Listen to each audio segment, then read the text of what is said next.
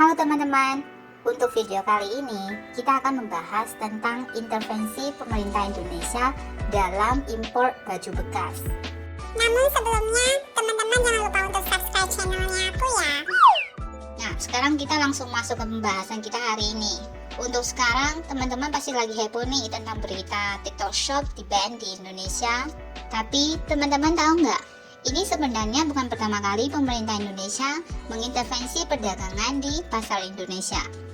Di sebelumnya, pemerintah juga pernah melarang ekspor minyak kelapa sawit, ekspor biji nikel, dan melarang impor pakaian bekas. Untuk kali ini, kita tidak membahas masalah TikTok Shop yang lagi heboh akhir-akhir ini. Tetapi kita akan membahas tentang masalah industri pakaian bekas yang sudah menjadi topik di berbagai negara, termasuk Indonesia. Untuk teman-teman yang belum tahu apa itu industri pakaian bekas, jadi industri pakaian bekas adalah industri pembelian dan penjualan pakaian yang sudah digunakan atau yang telah digunakan oleh individu atau rumah tangga lainnya. Industri pakaian bekas merupakan industri yang besar dan berkembang pesat di berbagai negara, terutama di pasar yang lebih ekonomis.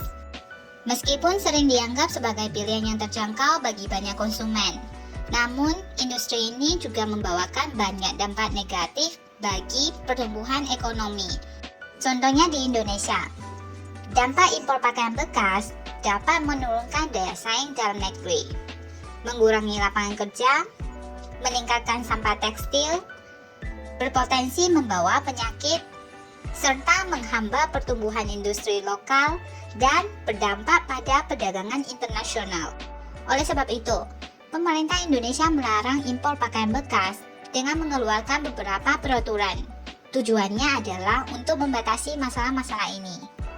Sekarang, mari kita bahas lebih detail lagi tentang alasan dan tujuan pemerintah melarang impor pakaian bekas. Yang pertama, tujuannya adalah untuk melindungi industri tekstil lokal. Impor pakaian bekas yang dijual dengan harga yang sangat murah dapat menyebabkan penurunan penjualan dan penutupan banyak perusahaan tekstil dalam negeri. Oleh karena itu, pemerintah Indonesia melarang impor pakaian bekas untuk menjaga industri tekstil lokal tetap kuat dan mengurangi ketergantungan pada impor tekstil dari negara lain. 2.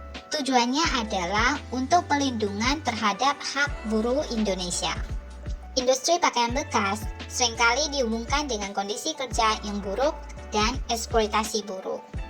Pemerintah membatasi impor pakaian bekas sebagai perlindungan terhadap hak buruh untuk mengurangi permintaan terhadap produk yang diproduksi dalam kondisi kerja yang tidak manusiawi dan memastikan bahwa produk yang dijual di pasaran dapat mematuhi standar etika kerja yang tinggi. 3. Menjaga kesehatan dan keamanan masyarakat. Pakaian bekas yang diimpor ke dalam negeri berpotensi membawakan penyakit atau mengandung bahan berbahaya lainnya yang tidak selalu diuji atau ditutup secara ketat. Sehingga pemerintah membatasi impor pakaian bekas untuk menghindari risiko tersebut dan melindungi kesehatan serta keamanan masyarakatnya. 4. Dengan tujuan untuk pelestarian lingkungan. Pakaian bekas biasanya tidak dapat didaur ulang secara efektif dan banyak yang akhirnya berakhir di tempat pembuangan sampah. Hal ini dapat meningkatkan masalah sampah di Indonesia dan merusak lingkungan. Oleh sebab itu, pemerintah membatasi impor pakaian bekas sebagai bagian dari upaya untuk melestarikan lingkungan dan mengurangi limbah tekstil. 5. Mempromosi produk lokal.